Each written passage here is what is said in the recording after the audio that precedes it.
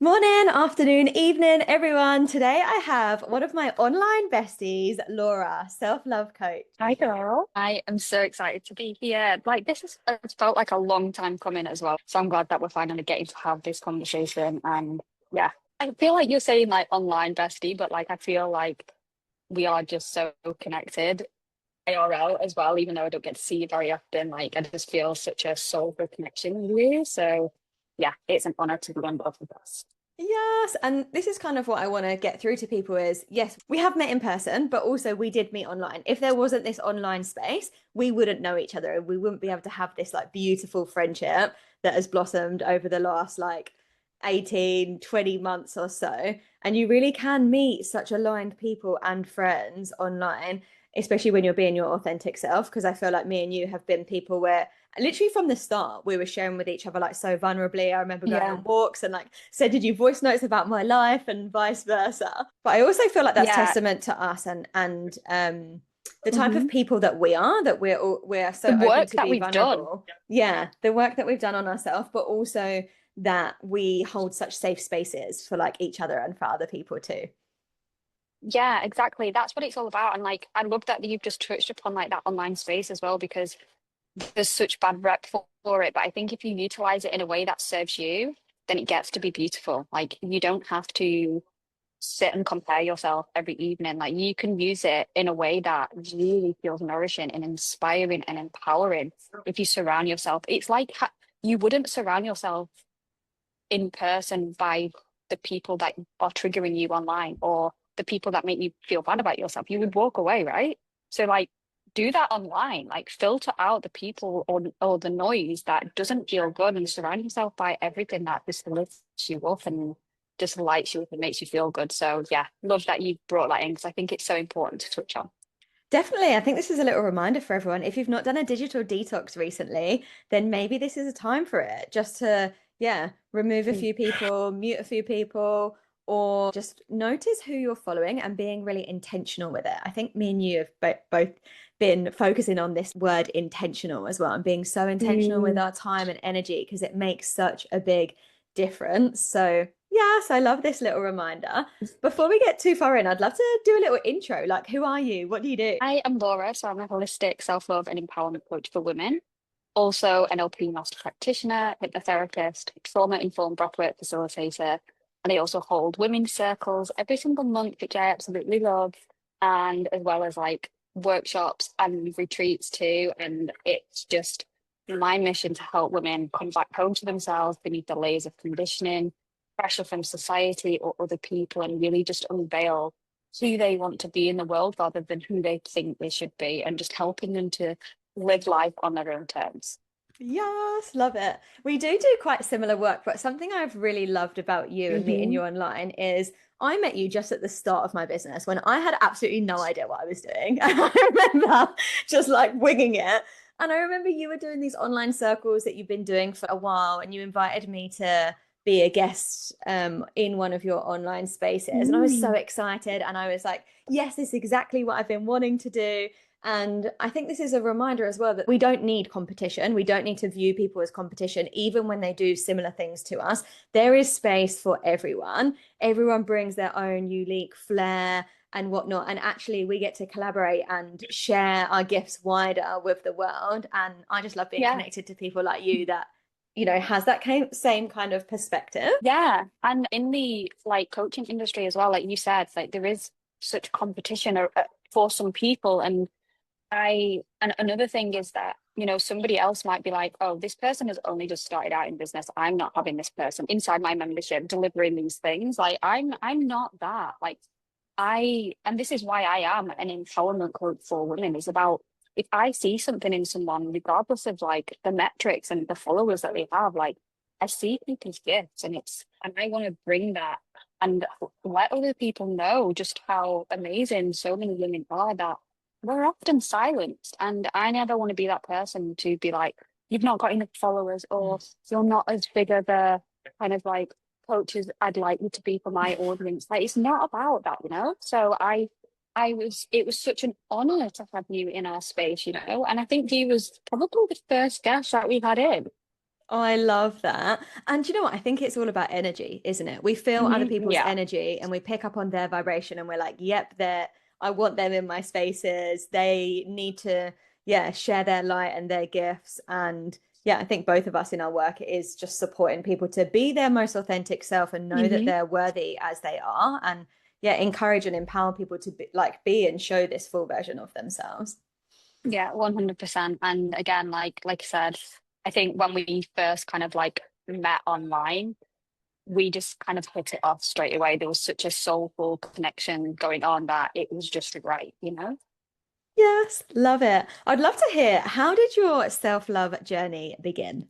Obviously, I do know, Yeah. but for the audience. Yeah. Well, it's been a long ride, as you know. So for me, if we go right back, it started 2009. I was severely struggling and battling with my mental health, diagnosed with an eating disorder at the age of 18.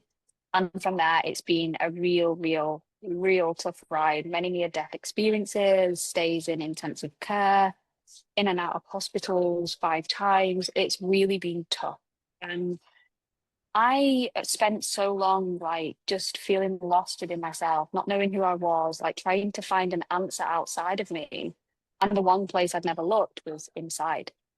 And it was until, I guess, and for me, it really started in 2019 when I got to a point where I was at the point where I was like, I'm done. I give up. I can't do this anymore. And then something inside me like sparked and was like, you've never been a quitter. You are not ready to give up. And it's from there, I kind of, instead of letting other people try and lead me to fit into boxes that weren't made for me, I tried taking things into my own hands and I started to do it my way for the first time. I started to speak up. I started to just embody the confidence that I knew was there deep down that I never dared do. And it's when I really started my own healing journey is just turning inwards, doing the journaling, doing the sort of meditations, like really just focusing on me. I started to drown out everything around me that didn't feel good, like we were saying at the beginning, and just really put laser focus onto my own well-being and listen to my needs for the first time. Like, what is it that I need? What is it that my body is asking for me? And I started to be self-compassionate. I started to be kind to myself in ways I was with other people for the first time. And it felt very foreign because I think, especially as women, we're taught that, we have to put others first or it's selfish to put yourself first. And that was kind of like ingrained. But once I started to take that step and started to put me first, it allowed me then to pour into everyone else's cups even more. And that's when that real journey started for me. And it's when I started to realize that I don't need to try and be anyone that I'm not. Like I'm already enough as I am. And I started to work with self-love coach myself. Traditional therapy never worked for me. And it was there that I thought, this is exactly what I need to be doing. I never want another woman to have to feel like me, have to go to the depths that I've been to. And I really want to help women to live life in a way that feels good to them, even if it doesn't make sense to others. And that's when my coaching journey began, was just from the depths of my own despair and turning my pain into my passion. Yeah. Oh, it literally like gives me goosebumps. And you've really been through so much, like through more than most people. And I love that you've turned the pain like into purpose and you're supporting other people to, not have to go through that much pain. Um and yeah, really prioritize themselves. And I love this focus on the inwards journey because we Mm, really do have everything that we need inside ourselves, but we're not taught to look there. So often it is an unlearning of the things we've learned in the past, which is to give your power away to other people, to yeah, doctors, to teachers, to psychics, and all these other things. And I've been in that same boat as well, where yeah, I've given my power away, away, away. I'm like, someone tell me what I'm supposed to be doing. Someone give me the direction. And obviously, it's not to slate any of these services either, because they can all be amazing, but different things absolutely. are right for different people. And I think we need a balance of like, yes, you can look to professionals for certain things, but also no one knows you better than yourself. And you need to be able to listen to like your gut, your intuition, and really feel into like, what is right for you. And these practices, like journaling, like meditation, are so powerful. I think people underlook how powerful they are. Yeah, I agree. And I think because they've become so widespread now, and people are now kind of like thinking, oh, this is what everyone suggests. But actually, the people saying that have never actually tried it. And it's the most simple things that actually get the biggest results. So things like journaling is very simple, yes, but actually so powerful. Same with meditation. And I think a lot of people shy away from it because they think they can't do it, but there's no right or wrong when it comes to either of them, or any kind of like healing work for that matter, because it's all a learning process. So with journaling, it's like you don't have to follow a certain structure. You can literally just let the pen flow on paper and get your thoughts out. It's sometimes the most cathartic thing that you can do, and that's what really helped me. Was the biggest thing, and that's why I created my own self of journaling, was because that was the biggest tool that helped me. And then with meditation, I can't meditate because I can't silence my thoughts. That's not what it's about. It's about noticing your thoughts and just knowing that they're there and just sitting with them. You can't ever not think. Like your brain is always kind of on. And that isn't like the problem. It's just about us just allowing ourselves to be rather than do. And so yeah, it's a really amazing point to make, is that all of these kind of modalities that we have access to that are simple and easy, we don't often do them because either we think we can't, or we've been told so much that it's just like words, now it's like it doesn't even mean anything to me now. But I think just give it a go and see how it feels. And it's not like something that you're going to do once and it's going to be, everything's going to be better. It's something you've got to want to do it. And I think you've got to just be consistent and commit to doing it, because it's going to help you in the long run. Definitely. I love the small steps approach, that we don't have to do everything. I have clients come to Hmm. me all the time. They have this all or nothing approach. Like, I need to do all these 10 things, like meditation, journaling, going on a run, and go to the gym and speak to all my friends and eat healthy. And then it feels so overwhelming that you don't want to do any of it. So you don't. But actually, like the smallest things, if you could just pick one thing and do it, that's going to make such a big improvement. And it's having these habits and ingraining them into your day in a way that you forget you're doing them. I wake up every morning, I get my journal out. It doesn't, that's not a thought that goes into my head. It's just my routine.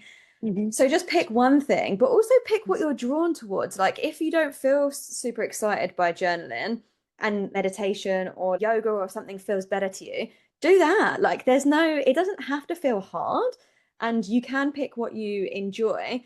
I would also say follow the nudges though, and the divine timing. I've always been a big journaler and I journal on my own, but you gave me one of your self-love journals last year. And I love journaling, but I've never really done it where it's like a guided journal with prompts on it. Hmm. And I actually didn't really pick it up last year. I had a little look through it, but I've been traveling this year, and I always think it's because you get it at the time that you need it. I Yeah. pulled it out literally like the day that I got home this year. And I was like, right, I'm doing this journaling every night before bed. And it wasn't feeling like a chore. I was like, this is going to be something fun and nourishing for me, where I'm going to get my cup of tea and I'm going to reflect on the day so far and I'm going to do these prompts. And one of my favorite ones in there is, what inspired you today? And these are the questions I don't always ask myself. And then it really like reminds me what inspires me. And then often for me, it's spaciousness. It's having the time and Mm. energy. It's never doing, never, ever. It's always like, oh, when I was in a yoga, or I was having a conversation with someone, or when I was on my walk, or responding to something I saw. And I've just found it like so powerful to have this evening routine, Hmm. um, and to do someone else's prompts as well.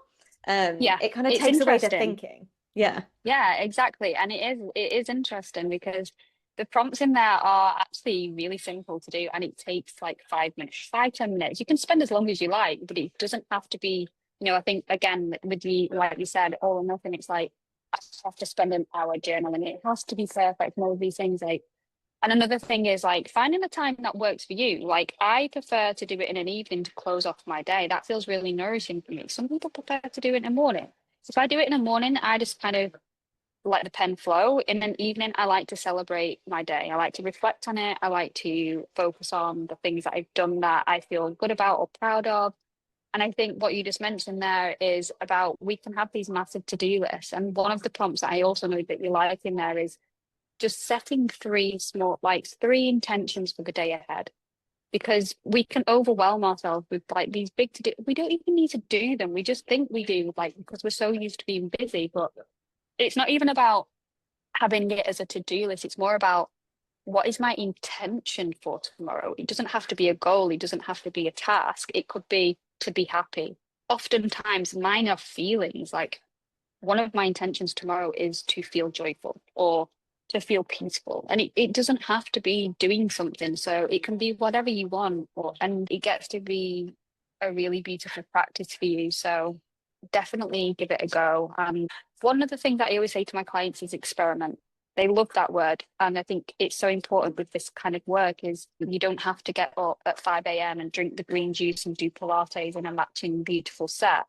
You can roll out of bed at 10 a.m. if you like and drink coffee and sit on the lawn and read your book. Like, find what works for you, experiment. Oh, actually, I don't really like this. Let me do this thing tomorrow and see how that feels. Find your joy and then move from there. Make your own dopamine list. Beautiful.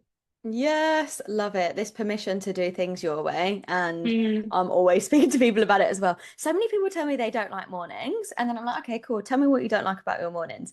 And then we chat about it and we're like, how would you like your mornings? Like, what would feel like a really good morning for you?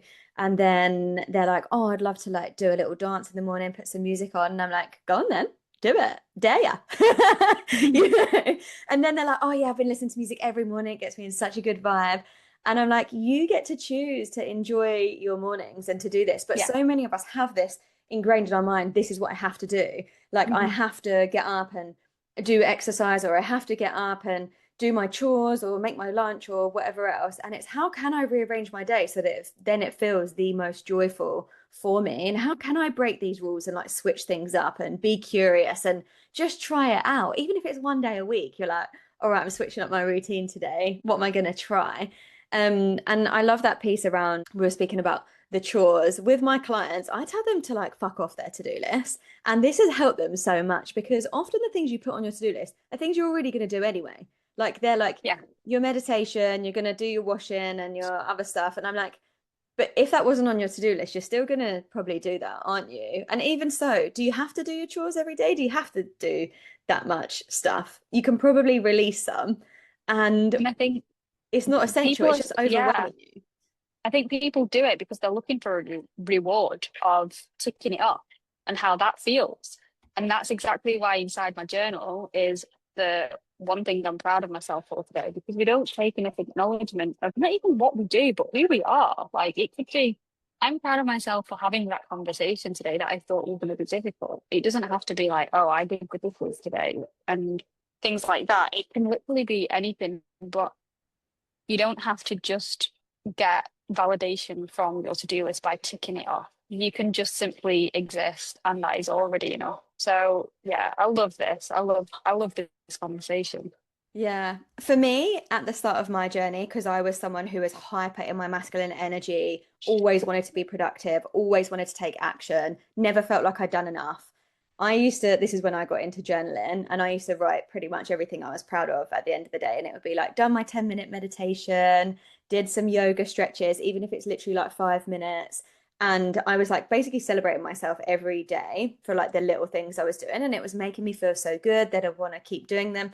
But I'd even put on there, I'm proud of myself for, resting. I'm proud of myself for not overworking, because we don't want to glorify all these things just being like stuff to do. It's like, I'm actually celebrating myself for taking the time off that I needed, or listening to my feelings and my emotions and saying no. Because these are the things that are so powerful, but I don't think are celebrated so much as the big things. I think that's a huge message, is that a lot of women especially find that resting or taking a break comes with a lot of guilt. I Hmm. can't rest until I've done X. It becomes conditional.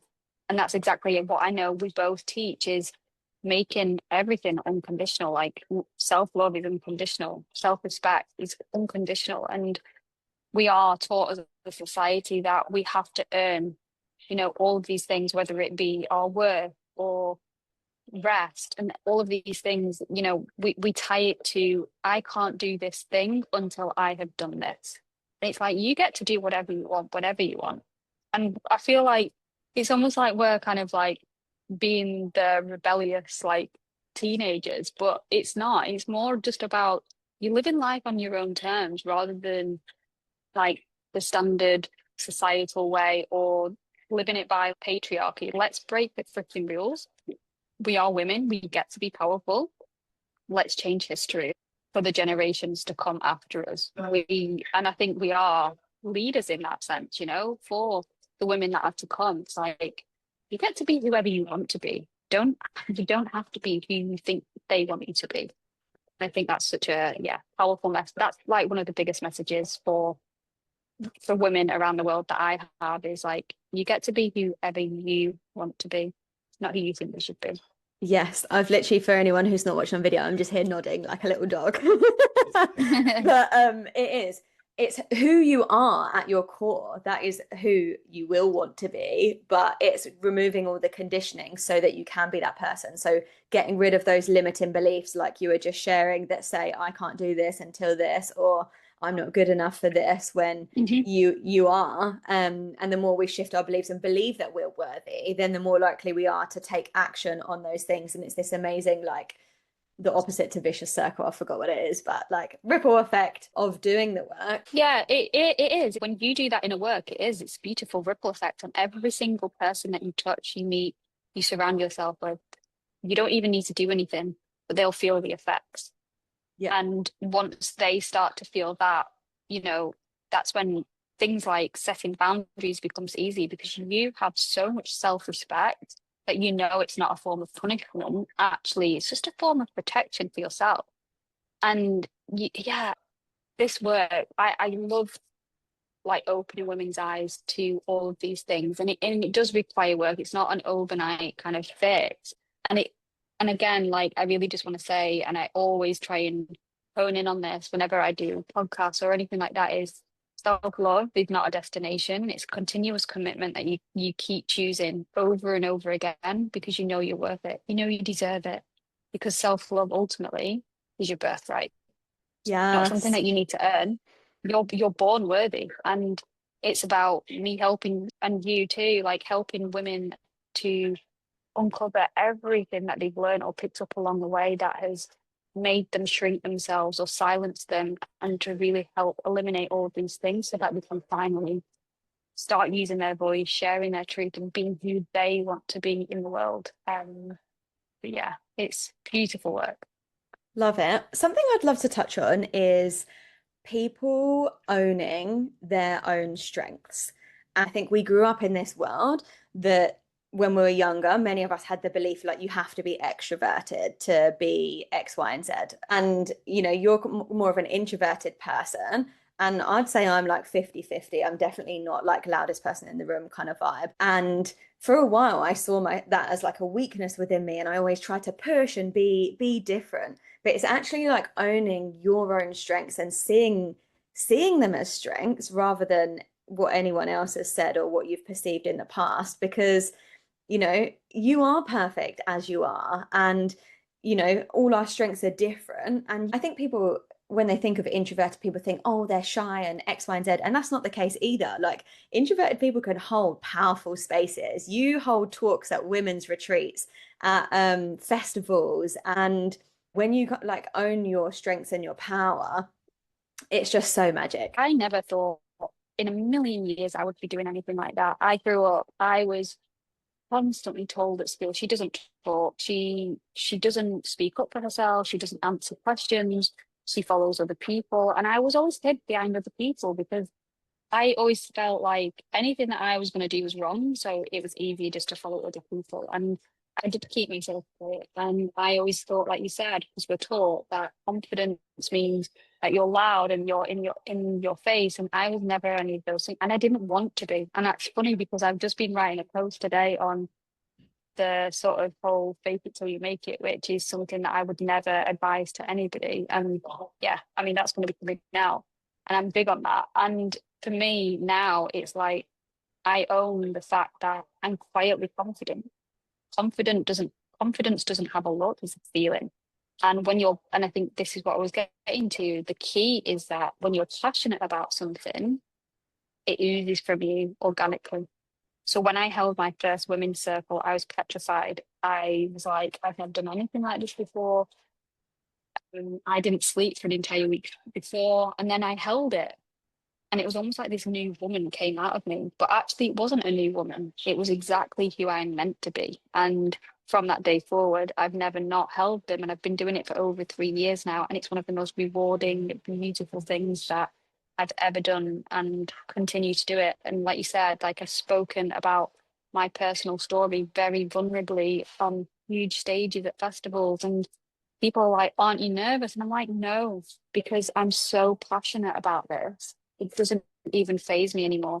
And don't get me wrong, there are things that I will still feel anxious and fearful about because it depends on what it is that you're putting yourself into. And I think self-awareness there is key.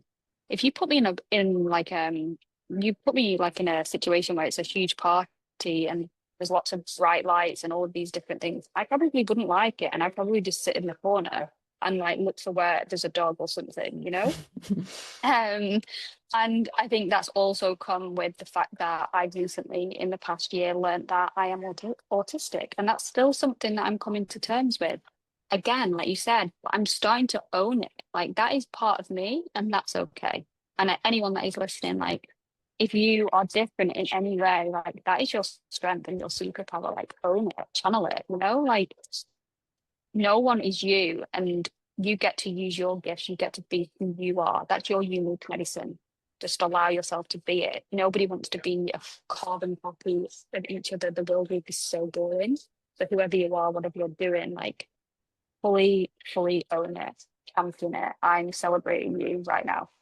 Yes, love it. And I think for anyone listening to this and thinking, I want to own this, I want to feel this way, identify your strengths, start journaling on them, but also know that a lot of them are things that are innate to you and will come naturally to you. And you probably don't even see them as a strength because you probably think everyone else has got them, but they don't. So, for example, Laura, I know with you, you're like a powerful listener. You provide this really safe space for people. And that's something you've probably been doing your whole life and you wouldn't have even thought was a strength until later down the line. And I'm the same. I'm someone that people have always opened up to naturally without me even trying. I can just like say hi to someone on the streets or like sit next to someone on an airplane. They've told me their life story and I'm like, Mhm. oh, this is just like my gift. And Yeah. everyone will have these innate things within you. So potentially asking other people as well who you trust like what do you think my strengths are, and you'll probably be surprised at what they share. I actually Me and Laura were on the call the other day to each other just having a little catch up and I asked her a question and it said something like, well, how would you describe me to someone else? Laura reeled off maybe about 2 minutes worth of how she would describe me and I was literally in tears like crying on the call at like how you would describe me. And it's not because it's different to what I think I am because I am very self-aware, but it still hits to be like, oh wow, like this is actually how other people see me. I want to add there. Do you know why it hit you so much and you were crying? Because deep down, you know that is actually the truth. Yeah. Your like soul was listening. Anyone that's not, I mean, this is gonna sound woo-woo, but it's not, it's true. And I think your soul in that moment was listening. And it was like a wake-up call to this is who you already are.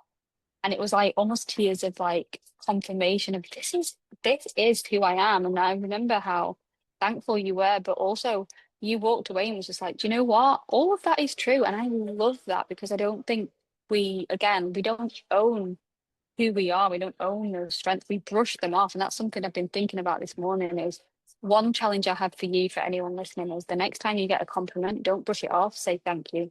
Nothing else. You don't have to say anything else. Say thank you. Start receiving compliments because people want to give them you, and if you brush it off, you're kind of like denying what they're saying, like almost telling them that they're a liar, you know. So I think when you also accept it, it's a gift to the other person, like giving it to you. So that is like one of a little challenge for anyone. Absolutely love that challenge. Something I used to struggle with in the past as well, always deflecting or giving someone a compliment back. But you don't Mhm. need to, you can just say thank you. And even I was chatting to my brother about this the other day, giving compliments to people back. It's like, yeah, it can feel nice, but is it genuine? be genuine with what you're sharing and don't feel like you ever need to return something Hmm. straight away. People aren't giving to receive, they're giving to give. And like you said, it is a gift to allow them to like give you that compliment. And it Yeah. makes other people feel good.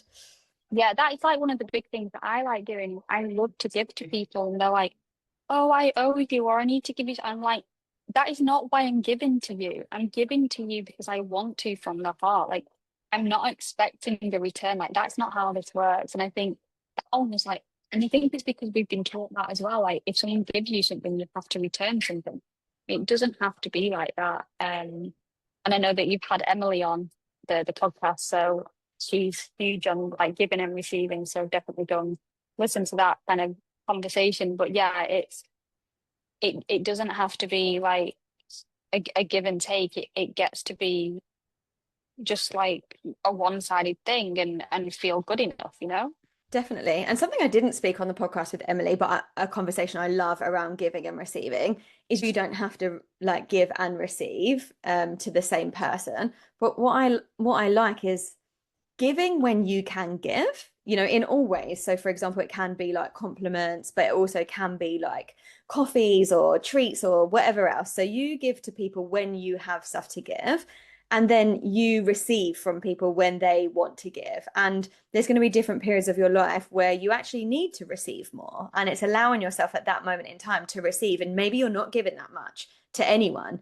And you can give and receive from different people, and we all have different things to give. I actually just posted this on my Instagram yesterday. I went to go and see one of my girlfriends because she's literally just had a baby, and we did buy her a gift. But gift giving's not my it's not my Yeah, strength. same. Like I'm not good at it. I love if I see something for someone, I'll buy it. But I don't like going out and thinking I have to buy something for this person and then being like, oh, like what is it going to be? But I am a giver and I love to cook for people. I love to like nurture them Mm. and nourish them. My friend who's here over the weekend was like, "Oh, I love coming back to you because I know I'm going to be looked after, like you're going to feed me nice stuff." So anyway, I made a lasagna for my friend for because she's had a baby. We had the lasagna for lunch and then I gave her like the rest of the portions to put in her fridge and freezer. And just she messaged me today saying she ate one. And I'm like, that makes me feel good, so Mm. good. And that's me using my This is natural strengths to give. Yeah, this is what I like. So for me, it's bacon. So I like at the circle that I just had last weekend, like I made some vegan chocolate flapjacks for everyone and just felt so beautiful to be able to gift out to everyone as like a little treat to go home with, you know? And it's just those little things. And like you, it's not that I'm not good at gift giving, but I would prefer to experience something with someone or do something homemade. You know, sometimes I will spend the time making a card for someone, but for me, it's like I would rather, go for a coffee date or go for a walk with someone over getting them a gift because I think time is one of the most precious things we have, and spending quality time with people that we love is often so much better than something that you might not even want, you know? So yeah, for me, it's all about experience and time with the people that we love. Yeah, and I think knowing what your love language is can help you with this Yeah, as well, and what other people are. Laura, this has been so lovely. I've loved having this chat. I'd love if there is any final remarks you'd like to share. What's something you wish you could scream from the rooftops, or what's something you want everyone on here to know? the answers that you're searching for will never be outside of yourself. They're not in external things. They're not in the material things. They're not in the things that you're going to buy. They're not going to be in the expensive skincare.